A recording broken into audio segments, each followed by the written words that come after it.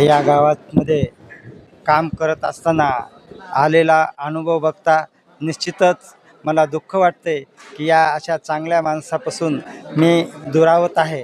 कारण ज्यावेळेस मी या ग्रामपंचायतीमध्ये प्रवेश केला त्यावेळेसपासून या गावातल्या माझ्या सर्व नेते मंडळींनी मी माझ्या सर्व्हिसमध्ये जवळपास 30 वर्षाची सेवा पूर्ण केलेली आहे. आणि माझ्या या सर्व्हिसमध्ये माझा सगळ्यात चांगला कार्यकाळ जो असेल तो या पेडगावमध्ये गेलेला आहे. खरोखरच या पेडगावातल्या माझ्या सर्व पदाधिकाऱ्यांनी मला जे सहकार्य केलेलं आहे ते सहकार्य वाखाणण्यासारखं आहे. निश्चित अधिकारी म्हणून काम करताना कोणती मोठी आव्हाने आपल्या समोर आहेत? ग्रामपंचायत अधिकारी म्हणून काम करत असताना निश्चितच आव्हाने खूप मोठी असतात. प्रत्येक वेळीला ग्रामपंचायतच्या ग्रामस्थांच्या मागण्या ह्या वेगळ्या असतात, वार्डींच्या मागण्या वेगळ्या असतात, विरोधी पक्षाच्या मागण्या वेगळ्या असतात. परंतु या सर्वांना एका माळेमध्ये सोबत घेऊन काम करणं हे सगळ्यात मोठं आव्हान असते. आणि ते या गावामध्ये माझ्या सर्व गावातील पदाधिकाऱ्यामुळं मला लीलया पार करता आलं, ह्याच्यातच मी धन्यता मानतो. हो, या गावातल्या सर्व नागरिकांनी तसेच या गावातल्या पदाधिकाऱ्यांनी निश्चितच मला 15 वर्षामध्ये इतकं सहकार्य केलं की मी त्यांची तुलनासुद्धा कशाशी करू शकत नाही. उदाहरण एक, ज्यावेळेस मला ग्रामपंचायतची इमारत बांधायची इच्छा झाली त्यावेळेस आमची सर्व नेते मंडळी आणि आमच्या ग्रामपंचायतची बॉडी आम्ही एकत्र बसल्याच्या नंतर निर्णय घेतला, बाबा ही बिल्डिंग आहे आपल्याला बांधायची. आता याच्यामध्ये खूप काही अडीअडचणी असतात, तुम्ही मला सहकार्य करताल का? खरोखरच एक मला त्यावेळेस इतकं नवल वाटलं की या सर्व नेते मंडळींनी आणि पंचायतच्या बॉडीनं ग्रामस्थांनं मला इतकं प्रोत्साहन दिलं, साहेब तुम्ही कुठल्याही परिस्थितीत हे काम करा. हे काम करत असताना ज्या काही अडचणी येतील त्या अडचणी सोडवण्यासाठी आम्ही तुमच्या पाठीशी आहोत, असा त्यांनी मला पाठीवर थाप मारली. आणि त्यांच्याच आशीर्वादानं त्यांच्याच सहकार्यामुळं हे निश्चितच कामं या ठिकाणचे मी पार करू शकलो. सेवानिवृत्त झाले, सेवानिवृत्तीच्या नंतर पुढचं काय नियोजन राहणार? सेवानिवृत्तीच्या नंतरही निश्चितच आपल्याला सेवा करण्याचाच माझा मानस आहे. जनसेवेतच माझं मन रमलेलं आहे. पूर्वी मी जनसेवा केलेली आहे आणि इथून पुढं काही क्षण हा कुटुंबासाठी आणि काही क्षण हा परत पुन्हा गावासाठी देण्याचा माझा मानस आहे.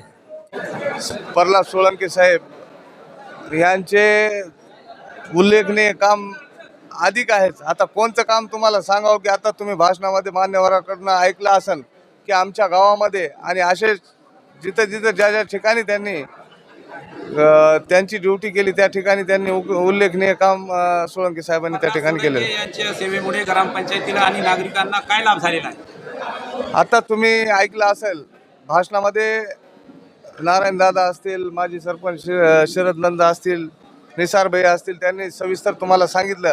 ग्रामपंचायत पेडगावची भव्य दिव्य ग्रामपंचायत अशी पेडगावची सोळंके साहेबांच्या नेतृत्वाखाली झालेली आहे, त्यांच्या कार्यकाळामध्ये झालेली आहे. आणि आता ड्रेनेजचं जे त्यांनी सविस्तर सांगितलं की कसं आम्ही नाली ड्रेनेजचं काम या ठिकाणी ग्रामीण भागामध्ये कसा असतो या ठिकाणी साहेबांनी ते काम उल्लेखनीय सोळंके साहेबांच्या हातावर झालेलं आहे. अशा सत्कार सोहळ्याचे आयोजन करण्यामागचा नेमका उद्देश काय आपला?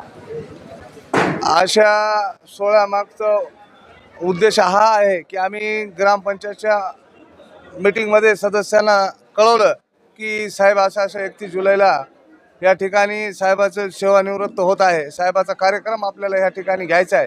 तर मी बघितला की विरोधातले आणि सत्तातले दोन्ही सदस्य जे आहे तिथे खुश होते आणि साहेबांनी आवर्जून सांगितलं होतं की या ठिकाणी तुम्ही जेवण देऊ नका किंवा सेवानिवृत्तीचा कार्यक्रम या ठिकाणी मी ठेवतो आणि त्यानिमित्त गावकऱ्याला मला जेव घालायचा आहे. तर साहेबाला मी विनंती केली, साहेब आम्हाला हे योग्य वाटणार नाही किंवा उचित वाटणार नाही, आम्ही ग्रामपंचायतच्या वतीनं जे काय आहे तर आम्ही जेवणाचा खर्च करू आणि जेवण आम्ही तुमच्या सेवानिवृत्तीचा कार्यक्रम घेऊन या ठिकाणी त्यांच्या पुढील आयुष्यासाठी त्यांना मी सांगेल. मान्यवरांनी सांगितलं की साहेब तुम्ही फिरायला जा.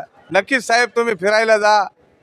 आता तुम्ही ऐकलं असेल डेप्युटी शिव साहेबांनी सांगितलं, चव्हाण साहेबांनी सांगितलं की साहेब तुम्ही विमानानं जा, वहिनीला घेऊन जा, खूप फिरा. साहेब फिरा, परंतु आम्हाला त्यातून तुम्ही असं समजू नका. त्यांनी समजावं सोळंके साहेबांनी की तुम्ही सेवेतून निवृत्त झाला परंतु आमच्यापासून निवृत्त होणार नाही. आम्हाला तुमचं सहकार्य लाभणार आहे आणि 100% त्यांच्या मार्गदर्शनात आणि त्यांच्या जेवढी त्यांच्याकडे माहिती आहे तेवढे माहिती घेऊनच आम्ही या ठिकाणी काम करणार आहे आणि त्यांना सेवानिवृत्त शासकीय कामातून होऊ देणार मात्र परंतु आमच्याकडनं ते सेवानिवृत्त नाही. आजही त्यांच्यासमोर मी त्यांना सांगतो की साहेब तुम्ही आमच्याकडे लक्ष द्या आणि आम्हाला याच्यानंतरही तुम्ही ड्युटीतून सेवानिवृत्त झालात, तुम्ही आमच्या कामातून सेवानिवृत्त झालेले नाही आहेत.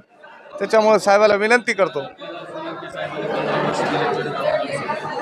भविष्यात आज ती सेवानिवृत्त आहे, भविष्यात यापुढे असेच अधिकारी आपल्याला भेटणार यासाठी कशा पद्धतीचे हे बघा आता ते तर तुम्हाला माहिती आहे, प्रत्येक माणूस सारखा नसतो किंवा प्रत्येक माणूस सोळंके होऊ शकत नाही. त्याच्यामध्ये काही ना काही फरक असणार आहे आणि आम्ही ते अनुभवलेलं आहे. आम्ही सोळंके साहेबाला एक मागच्या काळामध्ये असं झालं तर आमचं तर सोळंके साहेबाकडून किंवा आमच्याकडनं काहीतरी झालं असं सदस्य साहेबाचं तर ते समजवण्याचा आणि चांगल्या कामाचा प्रयत्न करीत असताल तर त्यांना वाटलं होतं की सोळंके साहेब कुठेतरी चुकत आहे. आम्ही अनुभव घेतला, 2-4 महिने साहेबाला बदलून घेतलं, दुसरे ग्रामसेवक साहेब आले. त्याच्यामुळं सोळंके हे पुन्हा होणे नाही, ग्रामसेवक असं भेटणं शक्य नाही कारण की त्यांची जी काम करण्याची क्षमता, त्यांची डेअरिंग आणि ते लाजवाब होते, त्याची पद्धत वेगळी होती.